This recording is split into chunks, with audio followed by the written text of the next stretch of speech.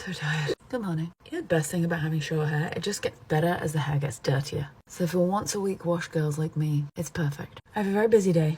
This morning at 10 a.m. I'm headed up to Nordstrom at Columbus Circle as I'm going to be doing some backstage coverage with them featuring 111 Skin and Aveda. And I'm going to be filming content along the way. Backstage. My old stomping ground. I haven't been backstage for quite a while, but it's truly where I was brought up in this mad industry. You learn the most backstage. Now, for the first time ever, I'm using primers and I think that I found the one that I like, and it's this. And it makes sense because it's probably, or I'm told it's the best-selling primer on the market. It's the Milk Hydro Grip. The reason why I don't use primers, or I've never typically used primers in a consistent fashion, is because I just sometimes find that it's an extra step between your makeup lasting and you can prime with skincare is basically what I'm saying. And so often the questions that I get are, how do I stop my mascara transferring? My concealer is creasing. My first question is always, what skincare items are underneath those products? Because they could be actually the culprit. And not to say you shouldn't use any of those things, you should of course, but it's all about ratio and using what you need versus what you don't. All right, I'm gonna go straight in with a bit of contour. This is the shade Stoked Sculpt Stick from Milk. This is a deeper shade than the one that I like to use around my lips, is Toasted. You don't need two, obviously. I have two because it's my job, but it's not necessary at all. I just like a slightly cooler tone around my mouth. I just blend it in. I literally look like that deer filter right now. I will actually use a little bit of this warmer shade around my lip after this, just to show you what it looks like, because I don't want you guys to feel like you have to buy two contour products. That is very unnecessary. So blending this in, I'm doing this before complexion because I want it to come from within. Now again, this one isn't bad around the mouth. It's just not as soft as the other one.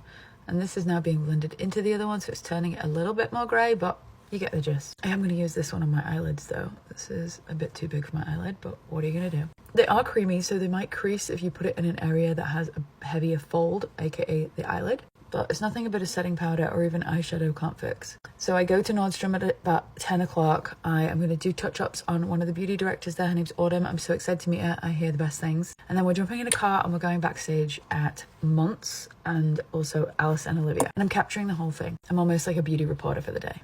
Now, I wouldn't typically go straight to the skin with contour with anything in stick form after foundation.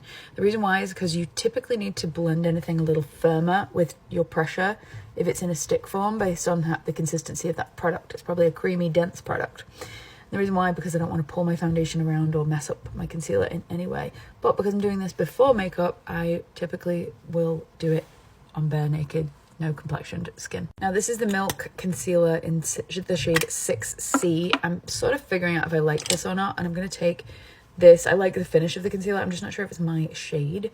I'm using this Vive brush and I'm just going to start to sort of stipple. It's quite bright, but if I do it correctly and if I don't use it in a obsessive amount of way, if I prime it into the brush first, I get a softer color transfer out of it. But I do like the fact that it's bright, because then it sort of gives me more contrast out of my contour and my bronzing step. Do you see what I'm saying?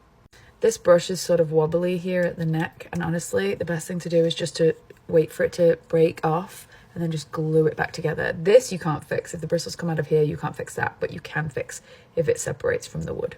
And that's not a bad product, it's just user error and just throwing it around a bit too much. So I'm wearing a black pair of jeans, oversized blazer, pointy sort of shoes, and I'm going like sort of chic, trendy, like elegant but cool, but all black with a white shirt underneath. However, I am gonna maybe try and borrow something from Nordstrom to wear backstage, and so I might completely get changed when I get to Nordstrom today, which for me is one of the funnest parts of my job because I love playing dress up and I don't always get to do fashion stuff or fashion adjacent. And so I'm gonna go a little grungy on the eye and sort of go browns and go like rich with it, and just really sort of saturate.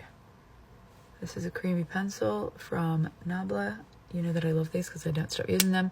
Arrow Shine, and the shade is Sol, S-O-L, like Sol de Janeiro or Sol. I think that means sun. I also kind of like it when I wear collars around my eyes that just make me look a little bit, what's the appropriate word? Like my eyes are a little bit tired. Beautifully tired was a word that I heard once backstage as a teenager in the industry. I was on a Maybelline show with Sharon Dowsett for, I think, I can't remember the brand. And she was like, we want the models to look beautifully tired. So a little bit of like, basically what she was trying to say was do taupey eyes, very like reminiscent of like the Row, the Olsen twins, kind of just like that like beautiful nudes everywhere type of look. No sort of descriptive colors, and just just more neutrals. I might not be making any sense. I am a sleepy baby. All right, so I'm blending that in with a little brush, and then I'm probably going to go over with a matte. I haven't been backstage for a while. Last time I was backstage at a show was like a year ago. I attended Tory Burch with my friend and my client Ashley Graham, and we went backstage at Tory to meet Tory and to see sort of the atmosphere, and that was like a year ago. But backstage element and the backstage ambience and the environment is always my most favorite at Fashion Week. It's chaotic, it's mad, there's just creativity just flying through the room, and that's why it's the best part. All right, I'm using a chocolate brown one now. Same pencil, same little brush, but just at the lash line. This is the Cupid's Arrow in deep brown. So tonight I'm going to one of my friend's birthday parties, and I'm actually singing on stage happy birthday to get the room going. I really like this eye. I'm going to start working on the lip and the cheek. So when people ask me my lip colors and what I'm wearing, this is why I don't always just say straightforward what it is, because unfortunately it's never straightforward. But this is straightforward. This is one color. This is Keep Cool from Chanel. It's like a shimmery, pearly nude that's sheer.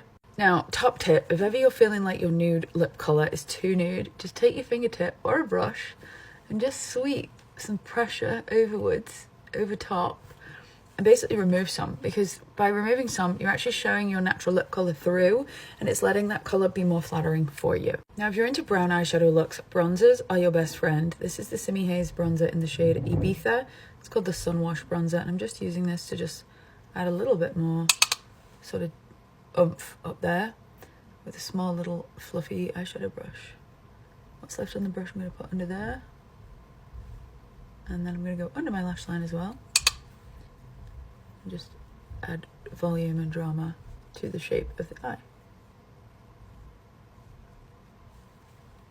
So my lips are always a work in progress, and sort of the sort of colors that I use, it's always the thing that gets tweaked the most because of just how it balances with the rest of the face. So I'm just adding a little bit more of a fleshy color to the mix because it was going a little gray, and there's already a lot of like sort of funny tones in this face.